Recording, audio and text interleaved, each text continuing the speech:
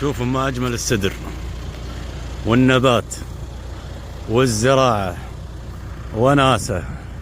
شوفوا السدرة، شوفوا الازهار، الله أكبر. شوفوا النحل، شوفوا الدنيا، الله أكبر. كل شيء قاعد يرعى فيها من الحشرات، كل شيء، من ذباب من فراشات. شوفوا السدرة هناك.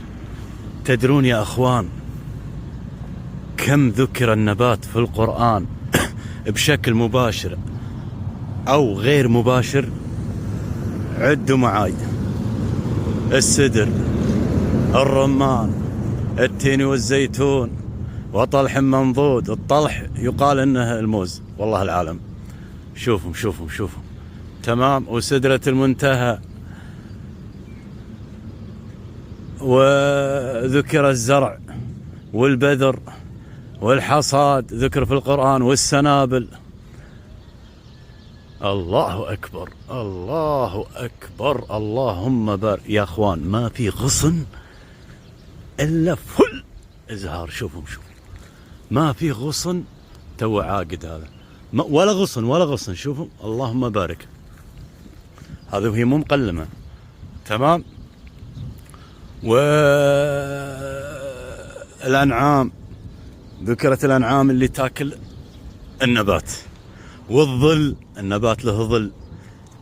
بالقرآن اكتبوا تحت هالتعليق، سواء بالانستغرام أو التيك توك أو اليوتيوب، أبي تذكرون لي أي علاقة مباشرة أو شوفوا علاقة مباشرة أو غير مباشرة الله أكبر فل.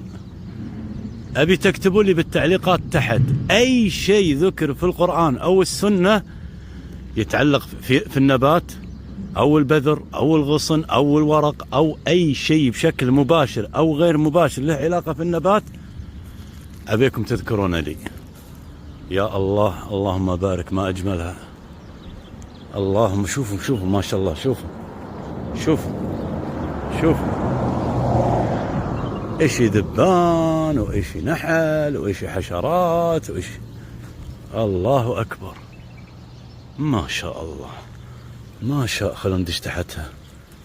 الله أكبر، الله أكبر. والطيور متروسة ترسم الطيور، ما شاء الله تبارك الرحمن. لا تنسون اكتبوا التعليقات تحت، الانستغرام والتيك توك واليوتيوب.